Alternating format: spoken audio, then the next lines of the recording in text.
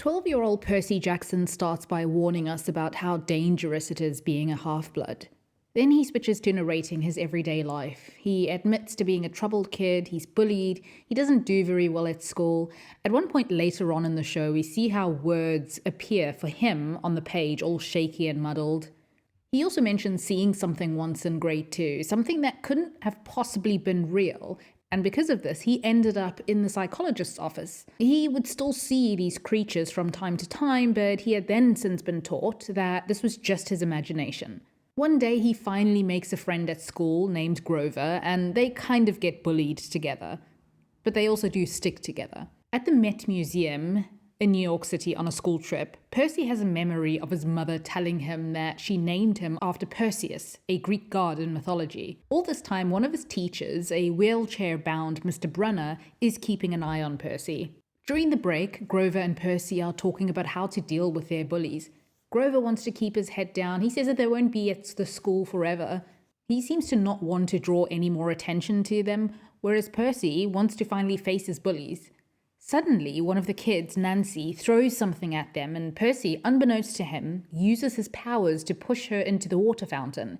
He doesn't actually physically touch her, but it's clear that somehow Nancy ended up in the fountain because of something that Percy did, even though he couldn't really make sense of it himself. Just then, one of the teachers, Mrs. Dodds, turns into a creature, and she seems to be looking for something from Percy. She's quite threatening, but before she can do him any harm, she disappears. Turns out as well that there is no teacher there named Mrs. Dodds. Only Percy was seeing this, so curiouser and curiouser. Anyway, the boys end up in the principal's office because of the fountain incident, and Grover lies then when asked, seemingly betraying his friend Percy, and he says that he did see Percy push Nancy into the fountain.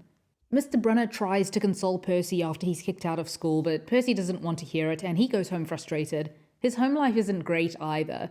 His unemployed dad, or I believe that it's his stepdad, because he doesn't call his mom when talking to his stepdad. He says my mom, but this isn't really made clear in the show. Anyway, the stepdad/dad already knows that Percy has been kicked out. He's pretty mean. Percy later tells his mother that something has been happening to him, and he's scared. His mom makes him pack his bags, and they go off to a cabin in Montauk.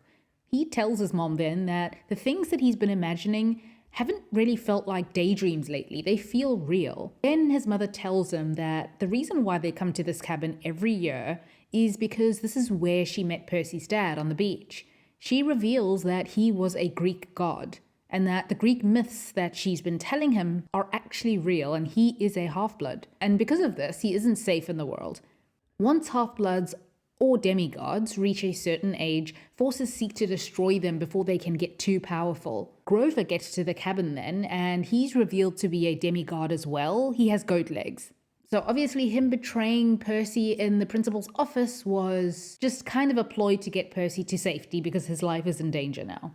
He, by the way, is actually Percy's protector, and he tells Percy's mother that he and Percy need to go to camp, which is a sanctuary for half-bloods. In the car on the way there, they're pursued and they get run off the road, but they're fine. Percy's mom makes Grover swear to keep Percy safe, and she acts as a distraction while the kids run off over the boundary to where they'll be safe.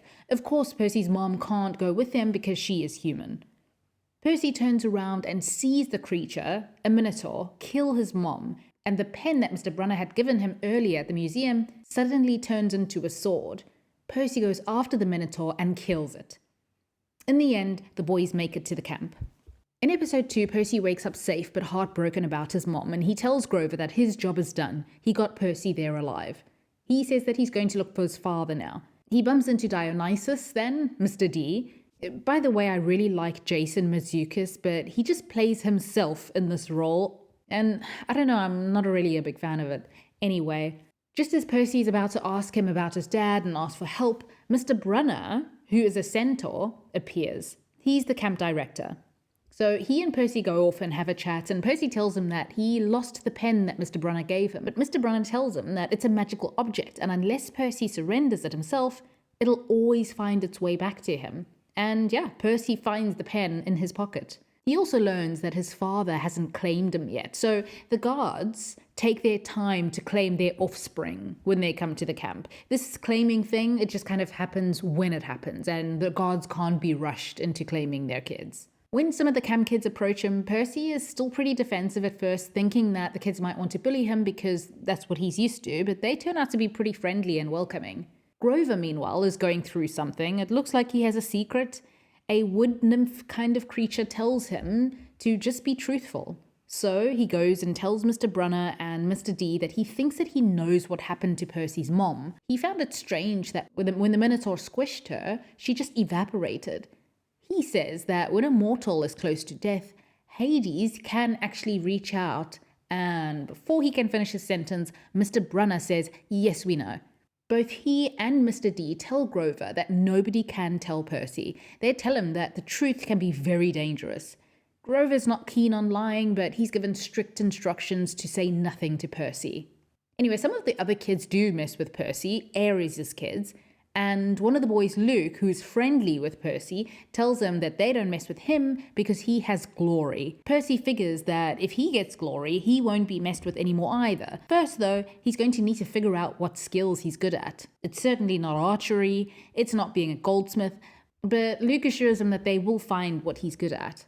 Later in the evening, the Ares kids intercept Percy on his way to his cabin. The ringleader thinks that Percy is lying about killing the Minotaur. They try to dunk his head in the toilet, but this somehow activates his powers with the water spraying everywhere, and the bullies run off. A girl named Annabeth from the Athena cabin sees this unfold, and she says that she's been hoping that Percy could help her capture the flag. She's Luke's little sister and the strongest warrior at camp. Luke tells Percy later on that she's been waiting for a special quest that it's said would happen one day when a demigod comes to camp. She's watched all the new arrivals for this reason, waiting for that one demigod so she could go along on this quest. None have been the ones so far, but Percy looks promising. So the games begin, and I'm about as confused as Percy. His bullies catch up to him, again, demanding that he admit that he's a fraud. He does manage to hold his own against them, though. He beats them, much to their frustration. Annabeth shows up then. She's been watching him all along, and she pushes Percy into the water. She has a hunch. And she's right. The water heals his wounds, and then a trident appears in the sky. Percy has been claimed by his father, Poseidon. That's not all, though. There is a problem. Someone has stolen Zeus's master bolt, as in a bolt of lightning, I guess. If the bolt isn't returned to Zeus, Zeus will declare war. So Poseidon needs Percy's help in retrieving the bolt from the underworld, from Hades, and return it to Zeus. Now, I don't know why Poseidon can't do this himself, because I hadn't read the books, and this isn't really explained on the show. Anyway, Percy declines going on this quest at first. I mean, his father has been absent all his life. He won't do it.